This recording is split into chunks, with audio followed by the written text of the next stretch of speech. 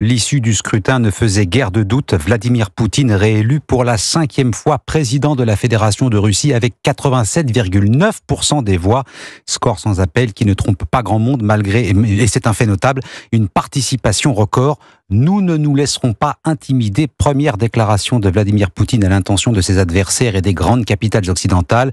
Des élections suivies de près par les exilés russes installés à Berlin et à Paris où ils ont manifesté leur inquiétude et leur désarroi. Reportage Wilfried de Villers. Uliana est militante anti-Poutine. Elle a fui la Russie au début de la guerre en Ukraine. Derrière ses lunettes noires, son regard s'assombrit quand elle pense à l'avenir. Pour le moment, j'ai pas d'espoir. Il me semble que tout est détruit. Et pour être libre là en Russie, il faut vraiment changer le système et ça va prendre des siècles, quoi. La jeune femme n'a pas vu ses parents depuis 2 ans. Un éloignement douloureux pour Cosma également. Cet activiste sait qu'il ne peut plus rentrer au pays pour l'instant. Poutine président, c'est impossible de rentrer à la Russie. C'est l'arrest directement à l'aéroport.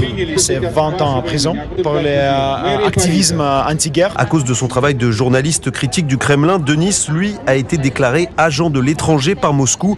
Il continue tout de même à se battre depuis la France. Il faut continuer à travailler pour combattre la propagande. Alexei Navalny a déjà laissé message avant sa mort, n'abandonnez pas. C'est pourquoi j'ai commencé la nouvelle page ici en France et je suis utile ici en tant que journaliste. Denis n'est pas allé voter hier à l'ambassade de Russie par peur d'être arrêté et renvoyé à Moscou où il risque la prison. Reportage Wilfried de Villers.